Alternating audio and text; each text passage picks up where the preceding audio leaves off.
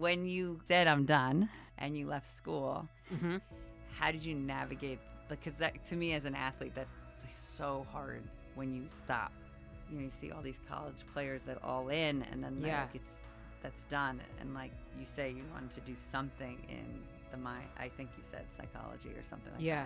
I was a little bit lost when you have something that's so like kind of set and then you don't have it like that anymore. Still, I think to this day, it's a little bit of a default mode. Like I still use tennis in my life for everything. I think I lean on that. My first job out of college was teaching tennis because what was I going to do? It was all I knew. Actually, my dad's a therapist. He gave me a book on life coaching, and I was teaching tennis at that time. And then I was like, oh, this is like what I want to do. But I had a lot of fears and doubts of like, how do I start, you know? And so I kind of just did what I knew for a little while.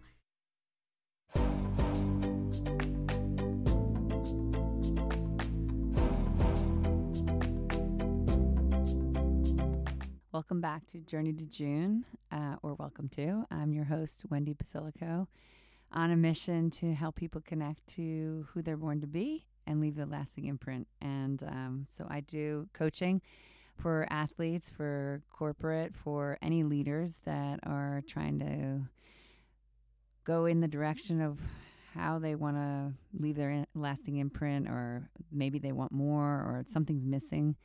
And today I get to interview a past coach of mine. About 12 years ago, I met Anna Goldstein. I kind of randomly found her on the internet, and she really helped me with my mindset around having a child on my own and also starting my business or my journey of being a coach. Anna is a life and executive business coach herself. She's written a book, Be Bold. And you're going to enjoy this conversation, so tune in. Thanks so much. So welcome, Anna. Thanks for having me. It's great to be here. We are so excited you're here at Journey to June. And I'm excited because I think we met once in our life, and now this is two, and it's been so anyway, Anna helped me in my life, and I'm so happy to have you here. Tell me what you're doing now. Like, where are you in your life, personally, work, whatever? That's a big question. I know, but just I mean, I just want to say, like, I think it's so great that we met in Brooklyn, and we both were living in New York, I think, at the time, and now we're here and we're living. It's crazy to me. Yeah, it is crazy. And the other thing is, we'll get into it, but like, Anna was my first real personal coach in a time where I was like lost. And this is why I value coaching in general, because of Anna. And I don't even know how I found her. I just was Googling, and obviously God brought me in the direction, or the universe brought me in a direction to Anna. And she is really the caveat to me having the courage to have a baby on my own. So, but then when we met, you were or close to being pregnant or something. Maybe. Like, or I just had my son. I can't remember exactly. Oh, yes. You might have had your son. And then our lives went separate, and now we're back like, living literally probably 10 minutes, and this is the first time we've met. And I've been here for 2 years, bless. But welcome again. Thank you. Welcome. Well, I want to answer your question, too. I mean, I don't think I ever expected to live here. I don't know if you did either. Nope. But, nope. Here we are, which is great. I mean, life, sometimes shows you a direction that you weren't expecting. And so here we are in Florida, which I think I always had a vision. I looked back when we were moving here at this journal I had written many years ago that said, I want to live by the beach. I want to live, have published a book, and all of those things have happened. And so it was kind of wild. I'm a big believer in writing things down. But I mean, I live in Florida and still coaching, and I now wrote a book, and those are the main things. And I your would say. Your son just went through a broken ankle. Yeah, going through that. We're still going through it. As a parent, so, it's hard. God, there's so much. So I'm reading your bio, and I'm already know this. Like when you were coaching me, it was such a parallel in our lives as an athlete, playing professionally, going down the road of doing what we're supposed to do. So I'd love to like talk about you as an athlete Mm-hmm. and where you were when you were young, because I remember reading like either 9 or 10 that you were like, I'm going to play tennis. Yeah. And I'm a big tennis. Yeah. I wish I was a tennis player as well. But tell me where you were. Like, how'd you have the courage to like go for it? Because Yeah. I feel like both our children are in this age. Yeah. So Yeah. Well, it's interesting because my son is 9 now, and I started playing tennis seriously when I was 9. I had a friend that invited me to a tennis camp, and I hit a ball, and the coach said, do that again. And I did it again and did it again. He called my mom and said, you have a tennis player in your hands. And he kind of guided her on, you need to get her started in tournaments and things of that nature. So the first tournament I played, I lost every match, and it was a round robin. So you play everyone. And the umpire went up to my mom. She was getting a lot of advice and said she needs to become tournament tough, like mentally tough. So my mom was kind of like, what's that? So we heard this concept of like, getting mindset type stuff at a very young age, but like we still didn't really know what it was. So it was kind of like getting used to playing tournaments is different from just practicing on your own. So that was like the beginning, I think, of my awareness of, okay, there's playing a sport and then there's the mindset of the sport. And I always kind of struggled with that. And tennis is a big mental game. And that was kind of my catalyst into what I do now. Was when I was 18, I saw a sports psychologist finally, many years later. So you didn't, when you were young, you were kind of like experiencing it very like organic, maybe I'll figure it out type of thing. Now I'm really helping guiding you. Well, like people would tell me, oh, you have so much potential, because I had like great form and, would play well and hit the ball hard and all of this stuff. But sometimes I would win and sometimes I would lose naturally. But it was like I couldn't really access my potential. So I struggled for a while and also it was hard for me because I would hear all this positive, like, you're so good, which almost made it harder because it was like this pressure that I had to live up to. So I struggled, but I would always get back out there and practice again because I knew that I did have something. So it wasn't until, back in the day, my mom was actually reading a local newspaper and saw an ad for a sports psychologist. She didn't know what it was either.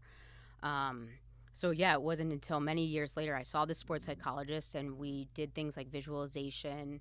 We did things like affirmations, kind of repeating how many times have you hit a forehand, building that confidence.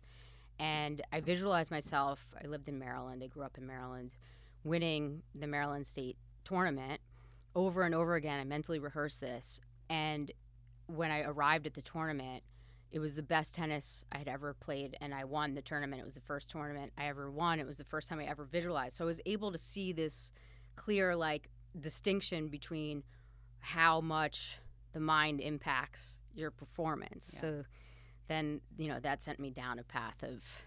So I want to dig into this.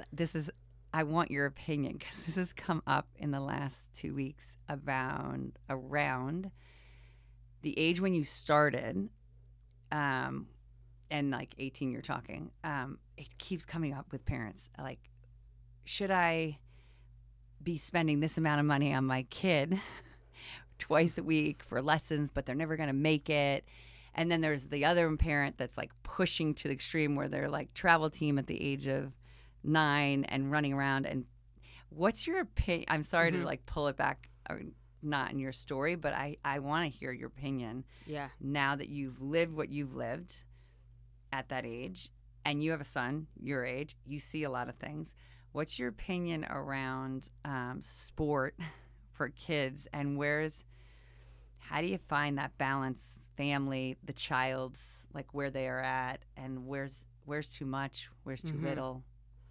Yeah, I think it's a great question, and it's one that I've been exploring myself. I think sports are so valuable more than just the sports, right? Like, I contribute a lot of great qualities that I learned from tennis to my life, right? Like winning, losing, discipline, all these other great qualities that sports teach you. But it's amazing as a parent that I watch, like, there's so much emphasis on sports, and there's very few who actually make it to the professional level, right? But there's so much emphasis on it, and people peak at different times, right? So someone could be very young and, doing very well, and then that could change. And the opposite is true too. Like sometimes you're not so coordinated or have the body awareness, and then something clicks in when you get a little older. So I think it is a delicate balance. I think always. I mean, I think there's so much more. I think it's important to look at it from there's so much more than just the sport that you're learning, and things translate in so many different ways from different arenas. So, even if I know nothing about golf. I don't know how much you know about tennis, but I know nothing about golf. But my son just started taking golf lessons, and I was watching him take the lessons and thinking how he has to, really focus on the ball, right? And in tennis, you have to focus on the ball too, but it's maybe a little bit easier to get distracted. I don't know enough. But I could see how certain things from golf, could transfer to tennis, and certain things from baseball. All the sports are. So I think it's really important to zoom out, that it's not just, we can't get so fixated on like, is my kid going to be so good at this? Because there's so many other things you can learn from sports. Yeah. Even, playing on a team or not playing on a team. There's so many other valuable lessons, I think. So yeah, I don't know if that really answers your no, question. I think, I'm just asking, like, I think it's like you're teaching, you're with your son who's 9, even just, he just had an injury. Like, how do you parent these moments through sport to help to me, it's about character. To me, it's about like, I didn't know this doing my sport when I was young, but to me, whether my daughter's playing, doing theater or she's playing a sport, it's like, how are you showing up? And I guess that's my question, is like, for a parent listening, is what advice, because that's what I heard at the coffee shop, and I had to interrupt this conversation. I was like, what? Like, they were so intense about like what money was being spent for their child, but they're missing the conversation of why, I guess. Yeah. So I guess that would be my ask, is like, if a parent's struggling with this moment in time, what could you either have them think about, or, being the coach that you are, I think it's important for them to have like something to grasp, because I think it's hard with all this pressure from society. Yeah. I mean, I agree with you. Going back to like, it's more than just the sport. Like you're investing money into developing certain skill sets that are necessary to improve for the sport, but it's also like all the other things, like you said, the character that you're building, and it depends also on what sport. Like, theater is great because, hey, now like maybe you're more comfortable speaking on stage or in front of people, which is such a valuable life skill. So it's like, I think it's getting deeper into like, what are those life skills? So yeah, there's the physical skill of, like I was saying, like, I was practicing the physical skills of tennis, but it wasn't until I learned these other skills that really helped me improve my life and performance. And I still rely on all of those things that I learned through playing a sport, So I think it really depends, and it's situational. Of course. I mean, I actually did not. I went to college. I played at Penn State tennis my first year, and I don't tell this story very often, but I actually ended up after my first year quitting because. Yeah, most people don't. Okay. That's okay. But I went through this process. I had an injury. I had L3 and L4 herniated discs in my spine. I was in physical therapy and healing, but I was also very aware that I wasn't going to be a professional athlete. I was not, because in tennis you have to be top in the world, right? It's not just about being the best in the country even. You have to be the best in the world. And, back then, a lot of professional tennis players, you became pro at 16, 17, 18.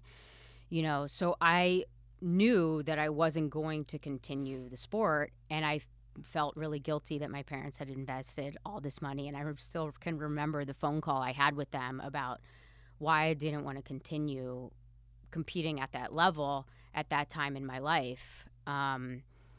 And I did have this other idea of what I wanted to do with my life. I got my degree in psychology, and I always knew I wanted to work with people. I wasn't quite sure what that looked like then, but I knew that I didn't want to dedicate my life to playing tennis. So was that a hard conversation? Because I think that's also a hard conversation. Like when you put all, I mean, yeah, I was older playing golf, and I put 7 years in, and then all of a sudden it's like, there comes a crossroad. It's like, am I still gonna just push this until I'm like exhausted and like put every effort in, and is that really the direction? Like, you have to look inside. But look, that conversation of like, I'm done and where am I going next, was that hard for you? Or were your parents like, talk to me about parent support, like from 9 to 18, like I mean, my parents were very involved. I mean, I was aware, tennis is an expensive sport. It requires a lot. We traveled a lot for tennis. It was most of my life. I mean, I played tennis probably at least 5 days a week, 1 to 3 hours a day. It was part of my discipline. It was part of who I am. And I still use that as like part of my identity. It's like, it's like an identity that never really goes away. And it was a difficult conversation with my parents because I was aware at how much energy, to a certain extent, they put into, fostering this. And, there was this external pressure of like, you're so good, you should never give this up, and also, I felt like, it was difficult for me to like I said, that mental game was always hard for me. And I've also felt like, my internal dialogue, because these expectations were so high, was typically, I was never kind of meeting those. Does that make sense? No, 100%. So I had another tennis player, older guy, that had 3 generations of tennis players in his family, and he had the same. He was the guy that was supposed to make it. And you could still, and he's like older, and you could still see the hard conversation with himself around like, I had the talent, but I never made it. Yeah. And I get it even as a golfer. Yeah. Because people saw it in me, and I just couldn't tap into that. And I know it was part of it was mindset, because I had no concept of like visualization. Even though we talked it, I really didn't own it the way I know I could have, now that I do what I do. When you said I'm done and you left school, I'm just curious, like, because that was your identity. How did you navigate? Because that, to me as an athlete, that's so hard when you stop. Yeah. So was there like, personally, was it like a harder road and you're like, oh, I know where I'm going? Or, when you think back at that moment of, you see all these college players that all in, and then like that's done. And like you say, you wanted to do something in the mind. I think you said psychology or something like that. Or you just knew what you wanted. Yeah, I mean, I think I was a little bit lost. I think, when you have something that's so like kind of set, and then you don't have it like that anymore, there were a couple of things that popped up. Some of it was developing this fear over, oh my God, I was exercising so many hours a week. Now I have to be self-disciplined to actually do that. So I developed like some fears around like just living a like kind of quote unquote like normal life and what that looked like for me, right? And like food and eating and like all of that stuff kind of came up to surface. It was probably just hidden just below the line, and then it was there. So I was navigating some of that, and it's still, I think to this day, it's a little bit of a default mode. Like I still use tennis in my life for everything. I think I lean on that. My first job out of college was teaching tennis, because what was I going to do? It was all I knew. That's it. I get it. So it's like you go to that, and then actually my dad's a therapist. He gave me a book on life coaching, and I was teaching tennis at that time. And then I was like, oh, this is like what I want to do. But I had a lot of fears and doubts of like, how do I start, you know? And so I kind of just did what I knew for a little while. So I think, you know, it took me a little while to find my own path. But I think also, like we talked about, like those skills of like, you know, when you're competing in a sport, you have to figure things out, you know, like golf, it might be windy one day. Same with tennis, it can be windy. Those are conditions that like you have to adjust to. So that in itself of like, okay, like that, like kind of, I don't know if it's like observation type of thing of like, how do I adjust? Where am I going? Like I had a lot of those mental capabilities that supported me to figure out. And I think even just like, I don't know what you feel as an athlete, but like you trust yourself in a way. I don't know what it's like not to be an athlete. So like I know that I trust myself that I'll figure it out. And I think that helped me take some risks. It helped me deal with uncertainty of the unknown, try things, fail, because I've learned to lose and get back up, you know. And so, you know, I kind of just put one foot in front of the other. And so you literally, did you go from teaching tennis to like, okay, I'm going to go in the psychology or the mindset profession? Well, I had that kind of vision of one day, you know, then I type of vision. But I stumbled a lot. Like, how do I do it? I don't know if I can. I never have. All of these fears and doubts, right? So, you know, I ended up saying, okay, let me try to get a job, which I never really had like a typical 9-to-5 job. Mm-hmm. And let me learn some skills about like internet marketing and things of that nature. So I kind of filtered my job search around things that I wanted to learn that would help me ultimately build my own business.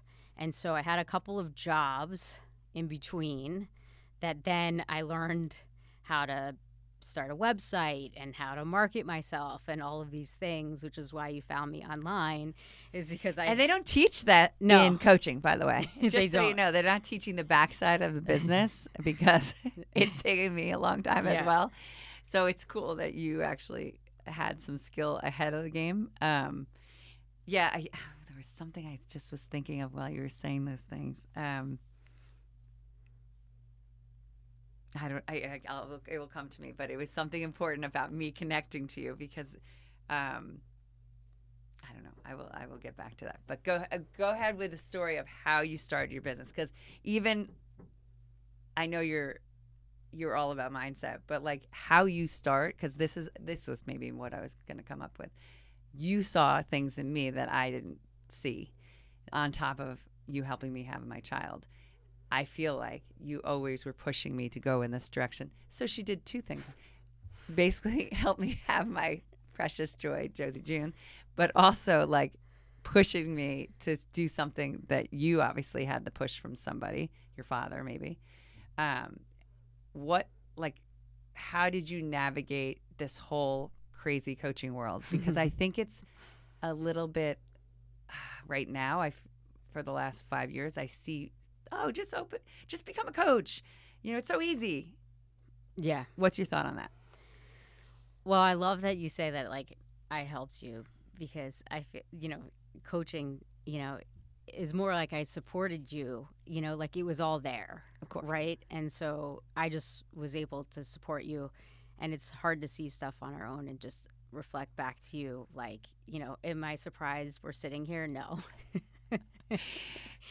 If we only had a magic ball to say, in 10 years, you will be sitting. Yeah. So, yeah, I mean, I think when you have a passion and you have desire, you can overcome those obstacles. And like we said, like just this idea of figuring out the way. You know, if you don't have that fuel, that fire, you know, you can come up against obstacles and you see them as an obstacle, you know. So it's like either like you find the excuse or you find the way. If you have that passion and that desire, you find the way. If you care too, right? Like you care enough, you'll figure it out. So this is popping up in my head. These like moments of you coaching me. It's popping up in my head. This That's is crazy. amazing. Because you brought out, like, you helped me have the courage to go down the road of visualizing having my daughter, even though everybody around me was saying no. And then here I have my daughter. Okay, got the power. I'm like, oh my God, we did. Then I like probably took a break with Anna. Then I went back, and then there was like this. I grew up very fortunate, and I remember a moment. You're like, you don't have the fire, like I don't know how you said it, or you're like this drive, and you were trying to help me find something inside of me, because I was like single mom, having this baby, living at my mom's house, and there was like this lost drive, is what you're saying, and I think that's what you're trying to say to the listeners. Like you have to have this internal drive, and I remember you being like pushing me to find it. And one day I was playing tennis. I was like just trying to dabble in tennis after having a kid, and I was sitting in the parking lot at the tennis place, and you're like, we were having some talk, and you were like, where, I don't know if you said where the F do you see yourself in 5 years, but where do you see yourself in 5 years? And I remember you not forcing, but like walking me through, closing my eyes, and something inside me said I was on a stage talking to people, and I was like, Anna, I don't know where this came from, but this is the magic of coaching, in my opinion. Like, you brought that out of me, because sometimes we don't know where the fire is. How do you do it? Obviously, I'm explaining what you did with me, but like, how do you really, when someone's struggling, to find that? Yeah, I do think it's very helpful to have somebody outside of you that's not your family member, that's not attached in any way, shape, or form. Simply ask you a question out of curiosity of like, what is it? Like I notice, because I do coaching all day, basically, I try to even ask myself these questions, and I try to journal about them, and I realize that I can access a certain amount. But if somebody asks me that's outside of me, a question, and I have to answer it verbally, it's different.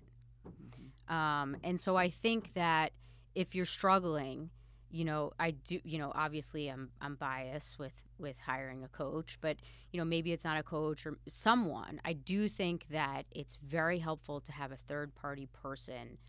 Like if you look at athletes, they can have all the skill in the world and they still need a coach, and they still need someone outside of them. They might know how to hit a forehand, but they still, because it's hard. Someone once used the analogy, that like you're like a fish swimming in water. You don't really, you can only access a certain amount that you can see on your own, and it's a different perception from the outside in versus the inside out. So I think it's great to journal. I think it's great to even practice visualization. And I think you can do those things on your own, but I do think there's something to be said about when somebody else asks you a question and you never forget that. I'll never forget it. Like, I know exactly where I was. Yeah. And I was like, why is this coming up? Because I now speak not as often as I want to, but it is going to happen because it's there. Like, it was there. And it's bringing that out. I always say it's like stirring the pot that's inside of us. So it's like, what is talking to us and getting still? You got me still, because I didn't probably have the skill to be silent, to bring it up. And even like this is a form of it. Yeah. Right? Like, because sometimes our vision isn't exactly how we imagined it, right? There's some details that change. And I've had to learn, like, my perfectionist view of, like, this is, and I had to recognize, like, oh, this is still it. It just looks a little different than maybe I thought. Yeah. Like, yeah. Having a baby on my own, I had a whole vision of what that was going to look like. I was going to have 6 kids in a little pretty house. But it didn't work out that way. We didn't think we were going to be in Florida. Yeah, it looks like this. Yeah. Okay. So you have your business. How long have you had your business? Like it has to be 15 years or something. Yeah, a little over 15, Something. Yeah. yeah. Yeah. What are the main people you attract? Mm-hmm. Obviously, I was back then 12 years ago. But who are you working with right now, and like, what's your passion Yeah. in what you're doing? Yeah. Well, to be honest with you, I've had my business for a long time, and I've had different relationships with my business over the years, just like any other relationship. Um, you know, my business isn't as front and center as it was before I had my child. I do think that I have this desire and this passion, and I think there's something to be said about what we communicate without words.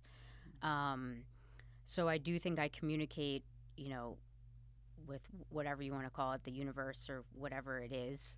I do communicate that this is like what I do and this is like who I am.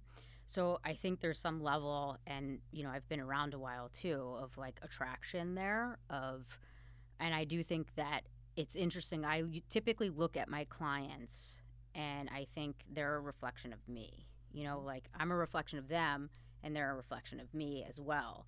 So in different phases of my business, I've attracted different types of people, and I've also kind of wanted to work with different types of people. So at this phase in my business, it's something I'm working on. As you can probably tell, it's not like super clear right now because I'm at a point where I am asking myself what's next for me. I have accomplished a lot of things that I wanted to. Writing a book was a very big accomplishment for me. And then I put a little bit less emphasis on my business probably in the last couple of years since I've moved to Florida, and more on my family right now, because that's kind of the phase of life that I'm in. But mostly I work with women, I would say, 20s and from their 20s to their 40s is kind of like my age range. I do work with, men as well, so it doesn't have to be in that age range, and it doesn't have to be a woman. But that's like kind of the market. But any type of real life transition, or you have this feeling of like I'm stuck. I know there's something more for me, but I don't know how to access it, which is like the main problem that we're solving. It is. You talked about your book, which I think is it bold? Be bold. Be bold. Yeah. Be bold. On my list as well to write a book. I think I've written 12 chapters, and that was before I had Live Your June. So I have to go back and like, what does all this mean? So talk to me about like how you had, I don't know, was it easy to write the book? Like the process of the book? What's the point of the book? And did it come out in, did I read 2021 or something like that? Okay. So I'm in honor of like awe of you writing a book because I know it's not easy. But talk to me about that process. Talk to me about the book and how people can. I think it was really helpful. I actually was fortunate enough. I was podcasting. I had written like an ebook, and I had some publishing company reach out to me and give me an offer to write this book, which I think was really helpful with the accountability because I had deadlines set that I needed to get it to. And also, I think a big piece for me was, I identify as not being a great writer. It's one of my limiting beliefs that I have. So, I think it was helpful for me that I knew I had an editor. And I think that's a big piece that if you want to write a book, like if you know you have someone else there that's going to support you in the process and you have deadlines, it really helps. So my editor said to me in the beginning, before we got started, she said, there's two types of writers. There's planners and pantsers. Planners are people that plan everything out and then they write. And there's pantsers that just fly by the seat of their pants. So I knew right away I was a pantser. I'm a pantser. So it really helped me because I basically just word vomited everything that was in my head. Maybe it was like 30,000 words or something. I just sat down every day and I wrote. And I wrote things that like I had talked to many clients about patterns, themes in my life, things that I had learned, and I just let it flow. And I just wrote and wrote and wrote. And then I actually did it the opposite. And then when I was done, I went back and I created chapters. And I was like, this is chapter 1. This is what chapter 2 is about. And then I moved things around, printed it all out and moved things around according to. And then I also had a writing coach, which was really helpful. She didn't like coach me on what to write. She would just like, you need to explain a little bit more here, or, this piece, maybe needs to have a story around it, So she just gave me some little guiding points that really helped me. And it was hard, and it was really, really enjoyable. I actually loved the process of just unloading. I think first of all, congratulations, number Thank one, you. because I know it's hard work. And I have a friend that just put out her book, but she wrote with a partner. I'm like, I want a partner to write with, like much easier. Yeah. Teammate. But I think it's just so, I wrote a little ebook for 50 years, 50 lessons. And I know how much I put into that. And I just honor that you have took the time. And I actually, I love that you're stating, because again, you're speaking, everybody has a different rhythm or a different, what'd you say, a planner and a pantser. I'm definitely a pantser. But the guy that got 12 chapters out of me, who I have a limited belief of, like, I'm not a writer, I'm not a speaker, and here I am doing this. But he had me tell a story. So no writing, tell a story, and then he'd come back and go 100 words for this topic, 100.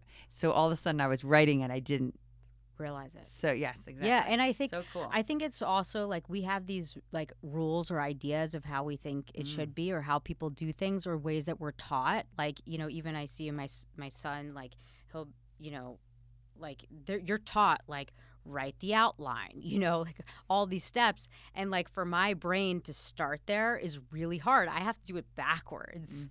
And so I think that was a big part of like, my process of becoming a coach too, and that journey was kind of like throwing out these rules of how things should be, or the way other people do things, and really understanding how my mind works and how my brain works and operates best. Maybe doesn't look like somebody who, does things like maybe like the way a lawyer's brain looks like. And that's a good thing, right? Like, we have these different strengths, and like, for me to like follow these rules is like really hard. Like, you give me a recipe, I'm like, I'll make up like a little bit of my own style, and then I'll figure it out and see how it works, I think anybody listening, actually, you should rewind that part that you just said, because we're taught to, or I felt for a long time in my life, probably before 30, it's like I had to do things a certain way. And if I didn't do it a certain way, I actually was very shy, even as like and I never talked like this when I was a kid, but I was like a really good athlete. But inside I was like turned like I was like this. And I still am a little like this sometimes when I get uncomfortable, when I have a limited belief. So I think your words are so solid, and to say, like, figure out your own way of how your brain works to do what you have passion about. That's what I feel like you're saying. Yeah, totally. I mean, it's like, I ask this question and I can ask it a million times, and we still can access different answers through, like, what do I want? We're so inundated with the world of, like, you should be, and this is the way, and all these messages that sometimes we don't ask ourselves, do I want this? Is this what I want? What do I want? And we can keep asking ourselves that question. And that's when things started to change for me, as I would start kind of probing these questions of, what do I want? And then I started to follow that. Because it's one thing to also, I get a lot of people that when they first get on the phone with me and we do like a consult, they'll know what they want, but they're not doing it. Right? So because there's all those limiting beliefs and fears and whatever of actually doing it. So it's one thing to identify, and sometimes that's not easy. And it's another thing to actually do and take action towards it.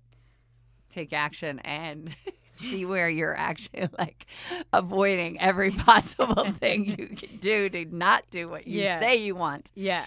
And the other thing, like, it's so funny because that, like, what do you want?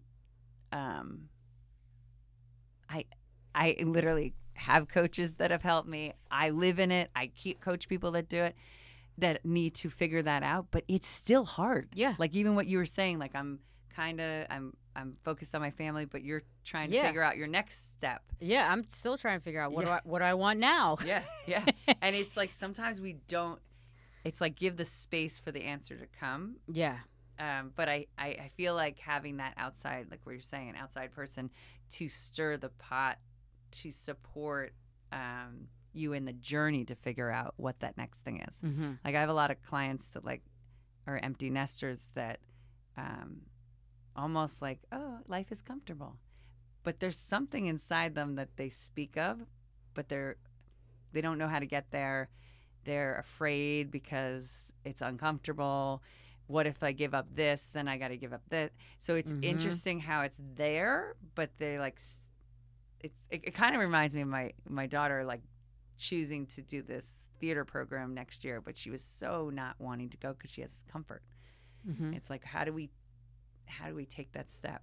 Yeah. How do you encourage someone to, or how do you do it? I guess like when you see that or have that little conversation in your head, like, oh, this is what's calling me, and yet I don't know how to get there. How is your process? Like, I know we've talked about it a little bit today.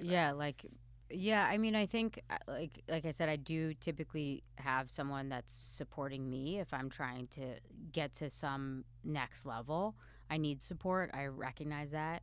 I do, I journal. I think I also do visualization. I read books, I listen to podcasts, I learn. I try to kind of like probe those things. I reevaluate. I think it also is, and it's kind of like my main philosophy in coaching, and also just personally what's helped me so much is just understanding. So like I talk about this in the beginning of my book, but understanding that we have a brain, which is different from the mind, right? So the brain is wired for comfort, efficiency, right? So it's like, okay, what's the easiest and quickest and safest thing? That's our default mode, right? So when we understand that is our brain, doesn't mean that there's something wrong with you, that like your mind is coming up with all these fears. It helps me to like just have a mindfulness practice around it of like labeling, okay, like, yeah, I am afraid of these things, yeah, this would be really uncomfortable for me, and I still would be safe and okay, right? Because your mind tricks you into thinking that you're not going to be, because we have these like attachments to, think, people seeing us a certain way, we seeing ourselves a certain way, all these other things, right? And then, oh no, like this identity, like what if I lose this identity? It feels like a loss. And anything that's a loss is scary to us, right? Mm-hmm. We lose anything is scary. So I think just understanding how the brain operates in those, like, we're wired for survival, and our brain has figured out we're comfortable, we can survive like this. Right. So to change that is hard because of that, right? So I think just understanding that that's what your brain is, I don't want to say it's working against you, but it's working for you. But we have to understand that it's blocking us a lot of the time from taking that risk into uncertainty or the unknown that's a little bit beyond that safety zone. I love the conversation with the brain. I mean, to almost take yourself out of it. Yeah. And like my brain's doing the job it's supposed to do. Yeah. And like where do I go from here knowing this is what's happening? Yeah. Very cool. When you think of, I'm going to ask you, like, what would you say was your biggest struggle in life, in your journey? Yeah, I mean, I think this is pretty common. It's not difficult to me. But I would say, like, my relationship with myself, right? I think, like, I struggled with, negative self-talk, which is why I do what I do, because I was suffering so much and I wanted to figure out how do I resolve this, and find more peace and contentment within my own self. So that's been, just, I had the pressures of other people's expectations, but then also I have very high expectations for myself. And this was years ago, I sat down to meditate and I realized I was constantly comparing myself to my ideal sense of self. So I was always falling short. And so I think for me, that's been my biggest struggle of just, the typical not good enough, right? It's like, and all of those feelings and beliefs and things that come with that, right?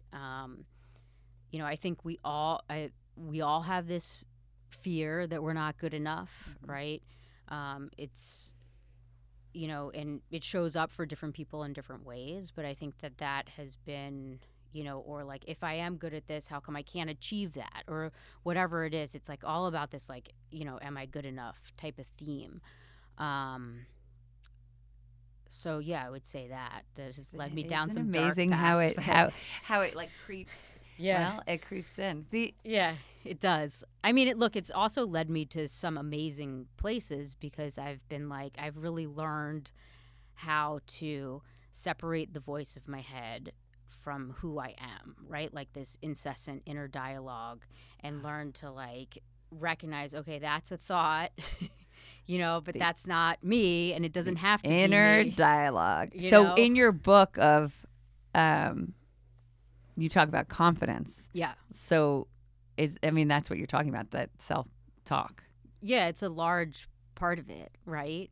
I think, and I say this in my book, right? Like, I do believe we all have confidence within us. It's a seed within us. Now, somewhere along the way, we start to lose some faith and trust in ourselves. Things happen, events happen, and so we lose that connection sometimes. And so it's reconnecting, because there's, the mind focuses on negativity, once again, to protect itself. Watch out for danger. I'm going to be negative here so you don't get in trouble. You stay safe, right? So, but then, there's all these good parts too that we don't typically focus on, right? So it is a mind training of recognizing, oh, I do feel good about some things. I do have some ability here, and just, that reminder of, learning to shift your attention from that negative thinking of, I can't, what if I fail, to what else is possible? What could come out of it? Maybe I lose that, but maybe I gain this. Mm-hmm. Maybe I don't lose that, because the reality is sometimes we don't know, Perception switch. But golf, I was just had a young kid in here to interview. It was, he's 24 and just turned pro golfer. And he said, I'm so hard on myself. That was his conversation. Yeah. And I said afterwards, I was like, the biggest thing I learned in golf from this dual coach, Vision 54, it's so easy to go negative, especially everybody. If you ask, how's the round? Right to the negative. Oh, I had a bad break. Oh, my putting sucked. Or instead, it's like, what did you do? What do you need to improve? And what 3 things did you do great? Because our brain doesn't immediately wants to go to the negative. And if you imagine if we all did that in a day, just in general, like, what could I improve? Because that's what I hear you saying. Like, that self-talk, it's so easy to go negative. Yeah, it's so easy. And I think, I was thinking about this, because now when I first moved out here, I used tennis as a social ability to make friends. And one of my friends was like, "You're so hard on yourself," and I was like thinking about it. Well, I was gonna be pro. And I was thinking about it, and I was like, part of it too is I developed this part of my brain to be critical of, why did you miss that shot, right? How can you make that shot better, which is a good thing. But there's this critical side of, why'd you miss that shot, that you could easily start to go right down that lane of, versus what can I do to get the next shot, and that's, some of the skills that I learned. But, it is easy, to say what's wrong, and and I start a lot of my coaching sessions, if not all of them, with what's working well. And people really struggle to get on the phone and start with, well, I want to just launch into my problems, and because that's like we want to fix the problem, but it's like, wait a second, let's look at the good that we have first, and it's hard. It is. I mean, I remember those same coaches. Because if you had a bad round, you wanted to talk about nothing. And they're like, I don't care if you brush your teeth in the morning. Yeah. Like, just you did something. You made your bed. What there are things that we miss that Yes, we do good. absolutely. You waved to someone that was miserable. Yeah. I don't know. Yeah. So cool. Yeah. Self-talk is the inner voice of having a relationship with it is so, I mean, it's a life lesson, right? It's like a life forever. Yeah. Always paying attention. Yeah, I've gotten so much better, though. I will say I'm far from perfect. I still sometimes, I call it falling into the hole. I still have my days where I fall into my hole, but I do feel like I have a lot of skills to even just recognize, okay, you're in the hole today and we're just going to hang out here. And I know that 24, 48 hours it will be different, but right now it's quite painful, and just kind of learn to like sit with it. Because I think when we are in those negative quote unquote states of mind, it feels like we're never getting out of this, right? It's like, this is permanent. This is, and it's not true. It's because not true. You always something's going to shift the next day if you're willing to see it.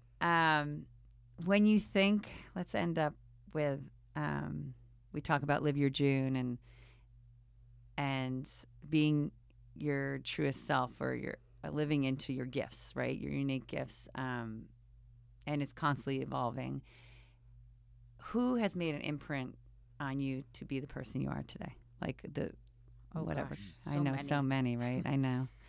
I think a few stand out. I mean, I had an acupuncturist that had a huge impact on me. That was kind of my initiation into the spiritual world and energy, and understanding that there's way more. And then, I would say my first coach as well. I've had other coaches too, but I think that first coach, she really carried me through some big life transitions for sure. And then I got, there's a meditation, there was a meditation center.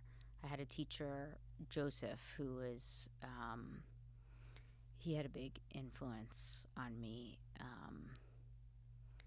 Just learning there was the meditation, but there was also like these philosophies that really helped me understand. I think for me, like a big thing was really understanding, coming back to like how my mind works, my patterns, my themes, my tendencies. Of course it's helpful to understand like how they got there, why they got there, but now it's for me to understand what I can do about it. And I think just practicing a lot of those mindfulness really, really helped me find a lot more happiness and contentment. I'm trying to think, there's so much more, but no, but I mean, I had tennis coaches too that were like my tennis coaches. I know. I mean, gosh. And that people are sports making psychologist. I mean, and sometimes like, the girl, I was telling my son this story the other day, because sometimes I'll ask him at bedtime, like, do you want me to tell you a story? So what do you want me to tell you a story about? And he says, tennis. So I told him, there's this girl that, I'm not really friends with anymore, but she was the one that was like, hey, you want to come to tennis camp with me? I mean, she changed my life. Yeah. It's like one moment, like those little moments that like sometimes pull you not in like a direction. The people that you're closest to either. Yeah. Which is I so also think interesting. like every time I ask this question, like something different will pop up in my head personally, and it's about my guest, but somewhere I'm propping, and when I'm sitting here, I'm like, God, the people that pushed me that I wanted to, be like, don't challenge me like that. But that dual coach, they pushed me to own my own thinking. And that's their magic. Like I always sometimes we want to hold someone to hold our hand as we're going after something hard, but their whole philosophy is like, you need to own your own thinking. And that's what popped up in my head. Yeah. When you think about you as your superpower, you're in your strength or you're in your zone, like, who are you? Like, what 3 words that describe who you are? The first thing that comes to mind is present. Mm. I think when I'm really present, I don't think that you need to do that much. Mm. And I would say I probably am best at being present with my son because maybe he's younger. So, like if he's upset, I can be really just present with him, and then it tends to just kind of dissolve, like not trying to fix it or figure it out or something like that. So I'd say present. Did you ask me 3 things? Sure. But I like the present. It could be one. In my superpower, I want to also say I have a side of me that's very aggressive. Like I was an aggressive tennis player and like very like go for what you want, and like you probably remember some qualities, tough love. But I would say also when I'm in those moments of and kind of more so these days of like that softness of that empathy and really like I get it is hard. I think that's really important too, because I think it's as a coach it's so easy to kind of be like you can do this and kind of miss that. Hey, I understand. Like this is difficult for you right now. Like, and that's something that I think I've gotten better at with myself. Is not like just be like you need to do this, the next thing, and really just honoring where, I guess it goes hand in hand with being present too. The empathy thing, I think it's so important. I don't think we get enough of it in general. Just accept what is and let someone just be in it sometimes. Yeah. And as a coach, that's what you hear, like be a high performer. And I think there's a balance of like the push and the present.